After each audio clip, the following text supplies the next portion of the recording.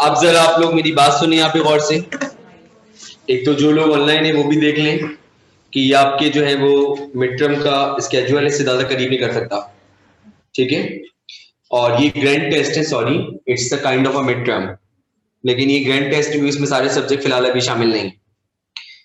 और 3 सब्जेक्ट्स के हैं, देख लें आप लोग। पहला आपका है 13 को। आप एक चीज नोट कर लें, ठीक है। नोट क्या कर लें, मतलब वैसे नहीं सुन के नोट कर लें। 11 तारीख को 12 तारीख को ऑफ लिखा हुआ है, that means that is your preparation leave, you will B of. 13 को पेपर है सैटरडे का, टाइमिंग का खास ख्याल रखिएगा, 3:30 से 5:30, that means you will be here just for the grand test, ठीक है, फॉर 2 आवर्स, और फिर आप ऑफ हो जाएंगे। उसके बाद 14-15 का गैप, फिर 16 तारीख को केमिस्ट्री का पेपर, फिर 17-18 का गैप है, और फिर आपका फिजिक्स का पेपर। तो ये ग्रैंड टेस्ट का स्केड्यूल है, आपको देना मैंडेटरी है, आप सब देंगे, जो टाइम है उस टाइम पे देंगे। जो आपके सिलेबस होगा ग्रैंड टेस्ट का वो आपको मिल जाएगा, अगर इस फॉर्म में नहीं मिला तो आपको ग्रुप पे शेयर हो जाएगा, वहां से आप देख लीजिएगा कौन कौन से चैप्टर्स आपके आ रहे हैं। बात समझ में आ रही है? और इसके अलावा जो कंपलसरी सब्जेक्ट का बच्चे पूछ रहे थे कि होगा नहीं होगा, तो एक्सपेक्टेड है कि वो भी होगा, और वो रेगुलर डेज में हो जाएगा। रेगुलर डेज इस तरीके से मैं आपको बताऊं, मंडे ट्यूसडे आप लोग आते हैं, और फिर वेडनेसडे थर्सडे ऑफ होता है, फ्राइडे आते हैं, तो वो इस तरह होगा, वेडनेसडे थर्सडे ऑफ होगा, और फ्राइडे को जॉब आएंगे, फिर वो टेस्ट होगा, और उसके बाद आपकी क्लास हो जाएगी, वो आपको बता दिया जाएगा। But first you are suppose to prepare for these 3 subjects, तो उनके लिए आप जो है वो अपने आप को प्रिपेयर करें। सब्जेक्ट टीचर से आप सिलेबस पूछ सकते हैं, अगर सिलेबस के बारे में कोई क्वेरी हो तो वो भी आपको प्रोवाइड हो जाएगा अभी, तो उसके लिए आपको परेशान होने की ऐसी जरूरत नहीं है, देना जरूरी है। अगर देंगे तो बस जो एक मजाक मैट्रिक में हुआ है ना, वो हम नहीं चाहते कि इस साल हो, तो देंगे तो आपका फायदा है, आप अपनी इवैल्यूएशन कर लेंगे। और रही बात पैटर्न की, तो हमारी कोशिश यही हुई, कोशिश नहीं कंफर्म है ऐसा, कि MCQs will be more than subjective part.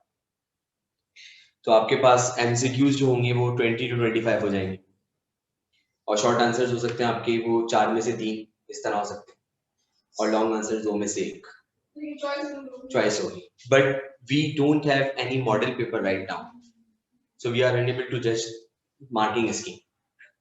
तो मार्किंग स्कीम अगर पता चल जाए या मॉडल पेपर पता चल जाए तो हम उसको फॉलो करते हुए बना लें, लेकिन जिस तरह है तो उस हिसाब से हम प्रिडिक्ट कर सकते हैं कि एमसीक्यूज हम इतने रखेंगे, शॉर्ट आंसर इतने रखेंगे, और लॉन्ग आंसर आपके इतने रखेंगे। एमसीक्यूज की क्वांटिटी ज्यादा होगी, पहले मिड्स में कम से कम 10 एमसीक्यूज आते थे, क्योंकि आधे साल का कोर्स होता था, अगर फाइनल में 17 आ रहे हैं तो मिड्स में 10 आते थे, अब 10 से एक्सीड होकर वो 25 तक भी जा सकते, तो फिर 1 घंटा एमसीक्यूज के लिए होगा और 1 घंटा आपके उसके लिए हो जाएगा सब्जेक्टिव के लिए। हाँ, कम 1 घंटा एमसीक्यूज के लिए। एमसीक्यूज पहले ही करके ले लेंगे आपसे paper, MCQs time will be limited, तो फिर सब्जेक्टिव मिल जाएगा। हाँ, सब्जेक्टिव में आपको 1 और क्वार्टर 1 हाफ मतलब 1.55 भी मिल सकता है, वो डिपेंड करता है कि आपके एमसीक्यूज की तादाद कितनी है। कहने को समझ में आ रही बात, तो उस हिसाब से ठीक है भाई। तो ये चीज बाकी मैंने आपको दे दिया है, देखिए भाई, these all are the matches of one day and one day is played once। अगर उस दिन कोई प्लेयर बीमार हो जाता है तो वो सिर्फ हिस्ट्री देख सकता है, वो खेल नहीं सकता, तो मैच को उसी दिन खेलने का मजा आता है। आप समझ रहे हैं मैं क्या कहना चाह रहा हूँ? तो आपने मैच सबने उसी दिन खेलना है। अगर फॉर एग्जाम्पल ऑनलाइन भी हो रहे हैं तो that would not be worthable for us and for you too. इसकी वर्थ और रिवॉल्यूशन आपकी यहाँ पे अच्छी होगी।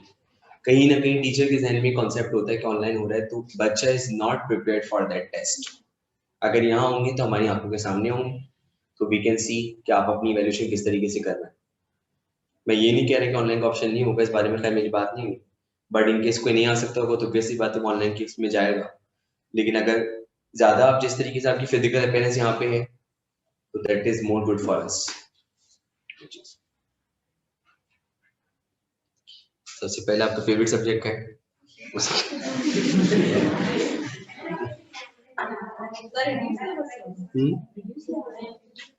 Topics would be covered from reduce syllabus. मैं तो रिड्यूस सिलेबस ही बनाऊंगा, मैं पहले बता रहा हूँ।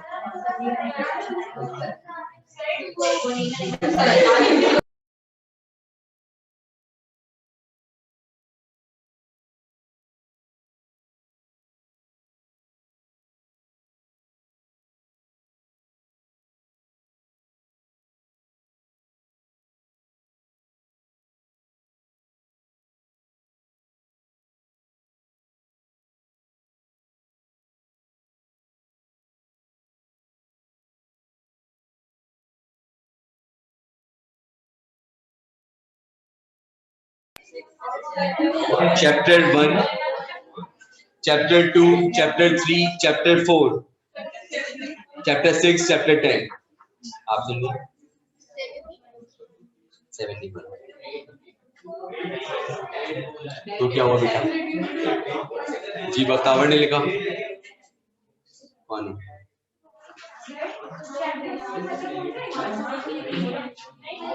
लिखने में क्या है? अच्छा चैप्टर 4 हटा दे, चैप्टर 4 ऑब्सोलीट कर दे।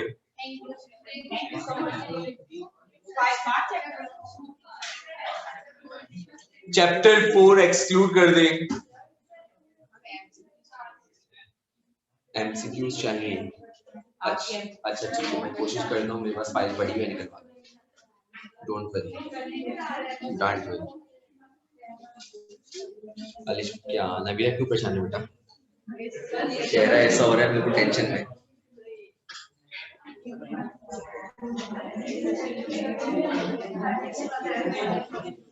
लेकिन भाई आप लोग इसको प्रिपेयर कर लीजिएगा और बुक पढ़ लीजिएगा। मैं कहूंगा आपसे काइंडली रीड द बुक। अब बुक में कहीं से भी एमसीक्यूज बना के दे देंगे, बुक पढ़ने की आदत डाल रहे हैं। जो टॉपिक्स हैं उनको बुक पढ़ने की आदत डाल लें।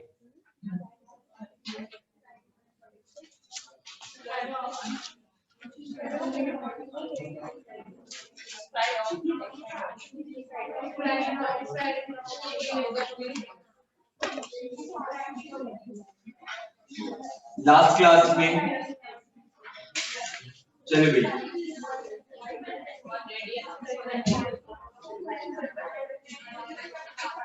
खवातीन बातों से परहेज करें और जरा बोर्ड पे तवज्जो दें। क्लास में हमने एक टॉपिक पढ़ा था, टॉपिक का नाम था एंगुलर डिस्प्लेसमेंट। या आपको ये बात बताई गई थी कि एंगुलर डिस्प्लेसमेंट बेसिकली आपके पास एक एंगल है जो बॉडी बनाती है सर्कल के सेंटर के साथ। सर्कल के सेंटर के साथ बॉडी जो भी एंगल सबटेंड करती है, सर्कल के सेंटर के साथ बॉडी जो भी एंगल सबटेंड करती है उसको हम बोलते हैं एंगुलर डिस्प्लेसमेंट। एंगुलर डिस्प्लेसमेंट को डिनोट करते हैं थीटा से and that is mostly measured in radians। Radians में मेजर होता है। अगर आपसे कोई बोले कि एंगुलर डिस्प्लेसमेंट और लीनियर डिस्प्लेसमेंट के बीच में क्या रिलेशन है, तो वो होता है इक्वल्स टू r थीटा। आज की क्लास में मुझे जो चीज पढ़ानी है that is the relation between degrees and radians। Heading mark कर लें। हम जानना चाहते हैं कि डिग्री और रेडियन के बीच में क्या रिलेशन है। हमारी ख्वाहिश है कि हम जानें कि डिग्री और रेडियन के बीच में क्या रिलेशन है। डिग्री और रेडियन के बीच में क्या रिलेशन है, तो हमारे जानना चाहते हैं हम कि डिग्री और रेडियन के बीच में रिलेशन। आपको अच्छे से अंदाजा है, बहुत अच्छे से अंदाजा है आपको कि जिस तरह टाइम है, टाइम आवर्स में भी मेजर होता है, मिनट्स में भी और सेकंड्स में भी, और इस सब के बीच में कोई ना कोई रिलेशन एग्जिस्ट करता है। इसी तरह डिग्री और रेडियन के बीच में भी रिलेशन एग्जिस्ट करता है। अब जरा यहां देखिए, this is the centre of a circle और this is point A. This is the centre of a circle and this is point A. Object यहां था, ऑब्जेक्ट घूमा, घूमने के बाद वापस पॉइंट ए पर आया। That is called one complete rotation. That is called one complete rotation. इसको वन कंप्लीट रोटेशन कहते हैं।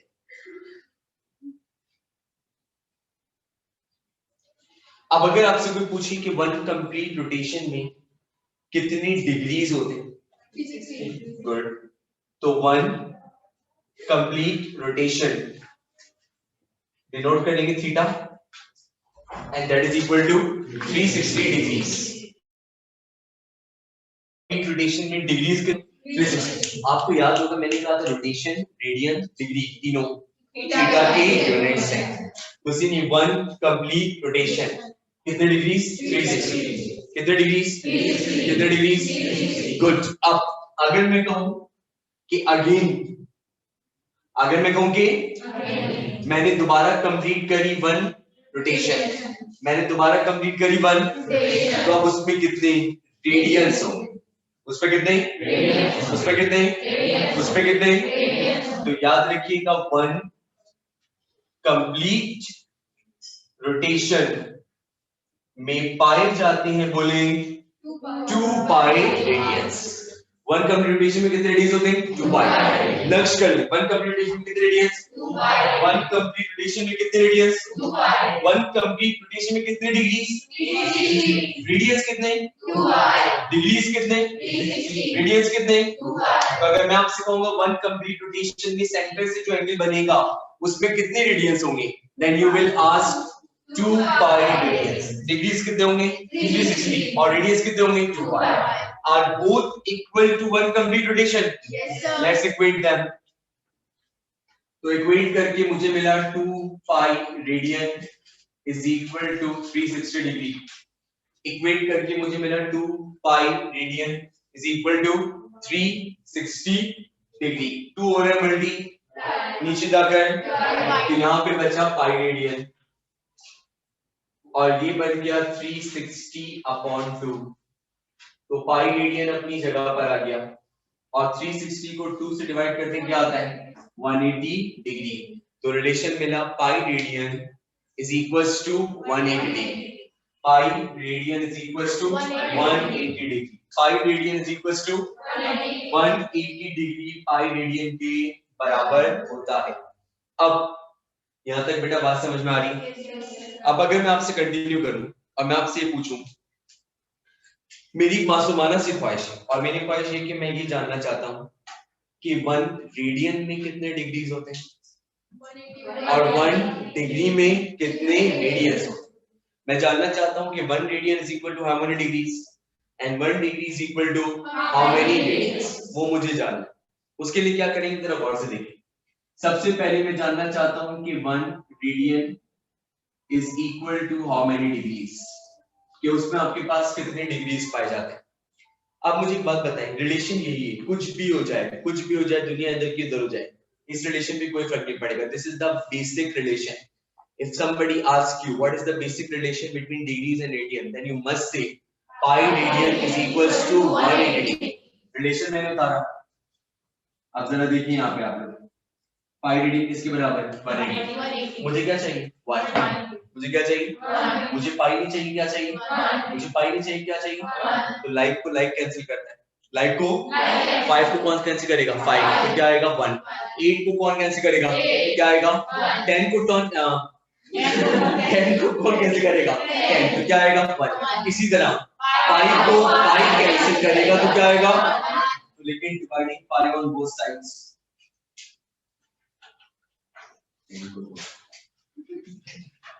Dividing pi on both sides, तो ये बना पाई रेडियन अपॉन पाई और ये बना 180 डिग्री अपॉन पाई। पाई से पाई कैंसिल, तो 1 radian is equal to 180 upon pi degree. जब इसको सॉल्व करेंगे तो आंसर मिलेगा 57.3 डिग्री। ये नोट कर लीजिए, ब्लैंक्स में आता है। 1 रेडियन में पाए जाते हैं 57.3 डिग्री। 180 को आप डिवाइड करके देखिए पाई से, you will get the answer 57.3। जब आप 180 को पाई से डिवाइड करेंगे और पाई की value you are not going to take 22/7, 3.142, तो आप जब इसको लेंगे 180 डिवाइडेड बाय 3.142 तो आपको आंसर मिलेगा 57.3 डिग्री। तो 1 रेडियन में इतने डिग्रीज पाए जाते हैं। अब मैं जानना चाहता हूं कि 1 degree is equal to how many radians. अब मैं ये जानना चाहता हूं कि 1 डिग्री में कितने रेडियंस होते हैं। Now I want to know 1 degree is equal to how many radians. 1 degree में कितने रेडियंस पाए जाते हैं। आपके पास बेसिक रिलेशन बताएं, बेसिक रिलेशन क्या है। Pi radian is equals to 180। Just note it down, pi radian is equal to 180 degree. अब आप लोग मुझे बताएं, जितने भी यहाँ पे बच्चे बैठे हैं, आपको 1 किसके साथ चाहिए, डिग्री, और यहाँ कौन है, तो मुझे 180 को हटाना है, तो मतलब 180 से डिवाइड, तो हमने लिखा डिवाइडिंग बोथ साइड्स बाय 180। दोनों तरफ 180 से डिवाइड कर दें। तो जब दोनों तरफ 180 से डिवाइड करेंगे आप लोग, तो you will get pi by 180 radian, और यहां आ जाएगा 180 अपॉन 180। 180 से 180 कैंसिल, तो आप मुझे बताइए बेटा क्या यहाँ 1 डिग्री बचेगा, और दूसरी तरफ बचेगा पाई बाय 180 रेडियंस। जब आप इस फैक्टर को कैलकुलेटर में सॉल्व करेंगे तो आपको आंसर मिलेगा 0.017। तो 1 डिग्री में पाए जाते हैं 0.017 रेडियंस। 1 डिग्री में पाए जाते हैं 0.017 radians. 1 radian is equal to 57.3 degree, और आगे बोलें 1 degree is equal to, are you clear. अच्छा जी, अगर आपसे कोई पूछे, if anybody ask you kindly इसको प्रूफ कर दे, कोई भी आपसे पूछे बंदा XYZ, आपने मेरी बात पे यकीन नहीं करना। लेट्स सपोज मैं कह रहा हूँ ये गलत है। अब मैं चाहता हूँ कि आप में से कोई बंदा उठे और मुझे बताए कि इसको हम प्रूफ करेंगे तो ये कैसे आएगा। तो आप इसको प्रूफ कर दो कि आपके पास ये 2 बाई रेडियन कैसे आ रहा है। अगर कोई भी आपसे पूछे ना, आप बहुत धड़ाके से कह रहे हैं, क्या कह रहे हैं कि 1 कंप्लीट रोटेशन में थीटा कितना होता है, 2 बाई रेडियन। आपके पास रिलेशन नजर आ रहा है, नजर आ रहा है, और रिलेशन है s equals to r theta. Theta के रिलेशन बनाए क्या बनेगा, theta is equal to s upon r। Am I right. अब जरा आप लोग देखिए, s का मतलब डिस्टेंस, r का मतलब रेडियस। बॉडी कहां थी, a पर, कहां थी, फर्स्ट कर ली, एक पे एक बंदा है और दिस इज द पार्क, और ये बंदा पार्क में घूमता घूमता घूमता घूमता घूमता घूमता यहाँ पहुंचा। तो बंदा is moving in a circular path. तो अगर मैं आपसे बोलूं ये बॉडी सर्कुलर पाथ में मूव कर रही, तो ये कितना डिस्टेंस कवर कर रही है। 10 बार बताया आपको, जब जब कोई ऑब्जेक्ट सर्कुलर पाथ में मूव करता है तो वो जो डिस्टेंस कवर करता है वो सर्कल की सर्कमफेरेंस के बराबर। कैसे भूले आप लोग, आर्टिफिशियल ग्रेविटी पढ़ाया था मैंने, भी बताया था। जब कोई ऑब्जेक्ट कौन सी पाथ में मूव करता है, जब कोई ऑब्जेक्ट, घर जाके घूमना शुरू कर दीजिए गोल गोल, ठीक है, घर वाले बाहर निकाल देंगे अलग बात है। तो जब कोई ऑब्जेक्ट कौन सी पाथ में मूव करता है, तो आपसे कोई पूछेगा आप कौन सा डिस्टेंस कवर कर रहे हैं, तो आप बोलेंगे जो सर्कल का सरकम। आप बताएं सर्कल का सरकमफेरेंस किसके बराबर होता है, 2 पाई r।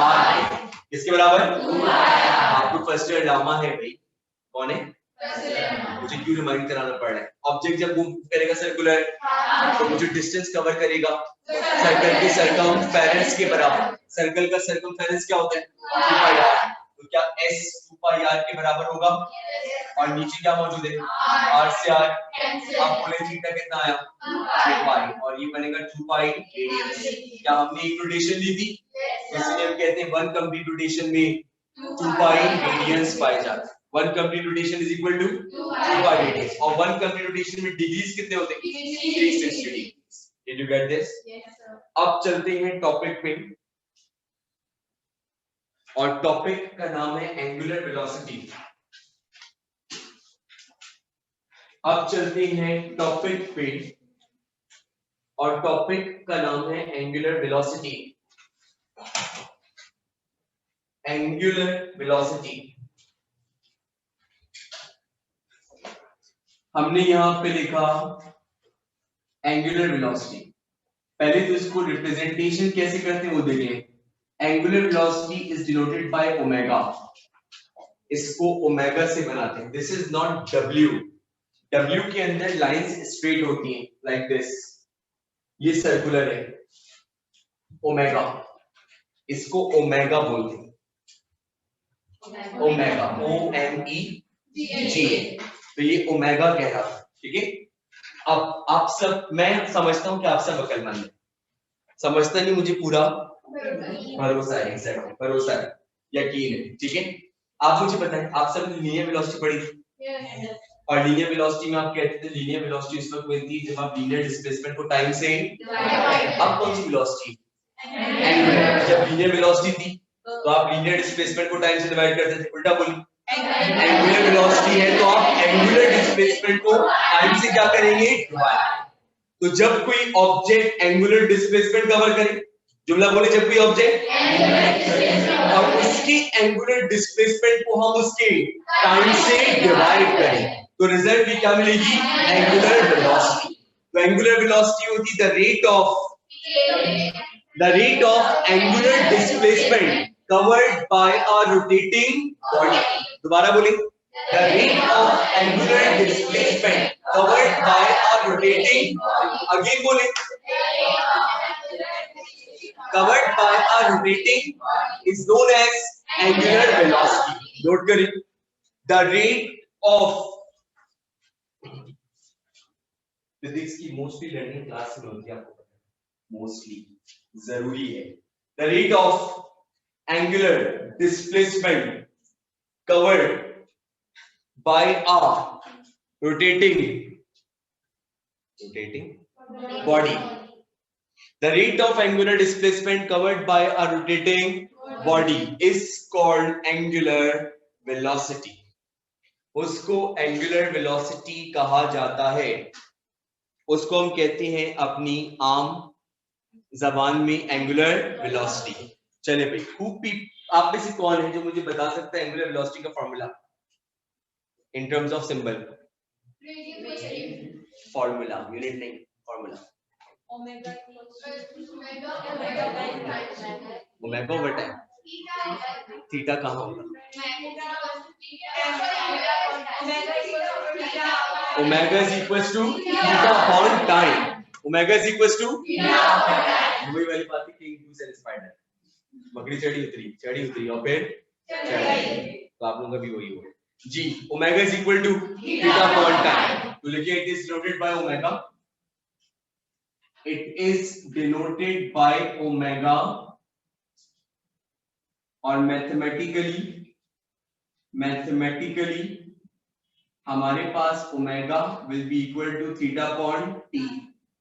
इसमें है अभी 1000 बातें और हमने कितनी पढ़ी, एक, इसका मतलब 999 बातें अभी बाकी, कल नहीं, फ्राइडे को।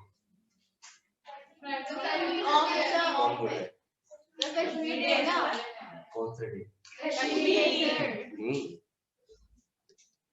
What would be your activity on that day if you are given an off? Learning. And what would you do for the sake of technique? आप बोले छुट्टी में सबको चाहिए, बताइए पढ़ेगा कौन? अच्छा चलिए पढ़ेंगे, आगे है। चलिए भाई, इंशाल्लाह मुलाकात होगी फिर आपसे नेक्स्ट क्लास में।